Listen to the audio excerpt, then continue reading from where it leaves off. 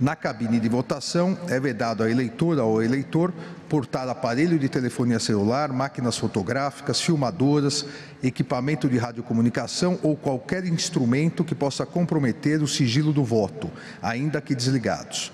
Para que a eleitora ou eleitor possa se dirigir à cabine de votação, os aparelhos mencionados no caput desse artigo deverão ser desligados e entregues à mesa receptora, juntamente com o documento de identidade apresentado. A mesa receptora ficará responsável pela retenção e guarda dos aparelhos mencionados no caput desse artigo.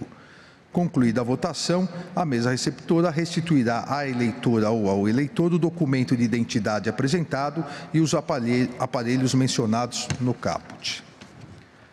Artigo 116-A.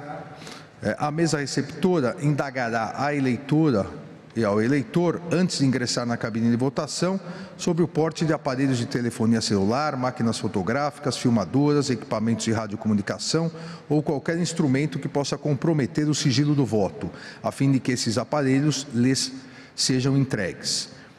Parágrafo único. Havendo recuso em entregar os aparelhos descritos no caput desse artigo, a eleitora ou o eleitor não serão autorizados a votar e a presidência da mesa receptora constará em atos os detalhes do ocorrido e acionará a força policial para a adoção das providências necessárias, sem prejuízo de comunicação à juíza ou ao juiz eleitoral.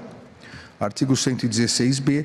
Nas sessões eleitorais onde houver necessidade, a pedido da juíza ou do juiz eleitoral, poderão ser utilizados detetores portáteis de metal para impedir o uso de equipamentos eletrônicos na cabine de votação.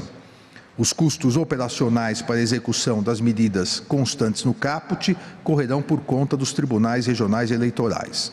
Os TREs poderão envidar esforços visando a celebração de termo de cooperação junto à Justiça Estadual ou Federal, sem prejuízo de outras entidades que possam cooperar para a execução das medidas constantes no caput.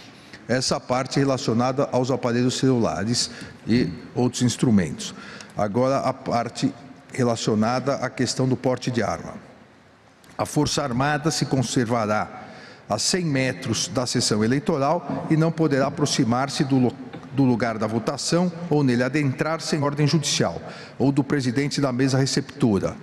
E a primeira alteração que votamos. Nas 40, aqui faltou horas, nas 48 horas que antecedem o pleito e nas 24 horas que o sucedem, exceto nos estabelecimentos penais e nas unidades de internação de adolescentes, respeitado o sigilo do voto.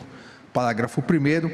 A redação prevista no caput não se aplica aos integrantes das forças de segurança em serviço junto à Justiça Eleitoral e quando autorizados ou convocados pela autoridade eleitoral competente.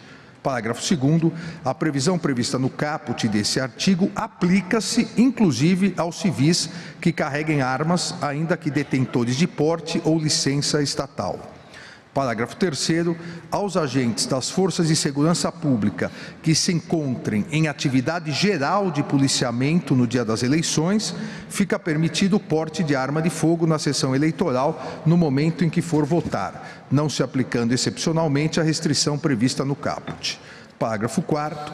Os tribunais, juízas e juízes eleitorais, no âmbito das respectivas circunscrições, poderão solicitar à presidência do TSE a extensão da vedação constante no caput, no parágrafo 2º desse artigo, aos locais que necessitem de idêntica proteção. Parágrafo 5º.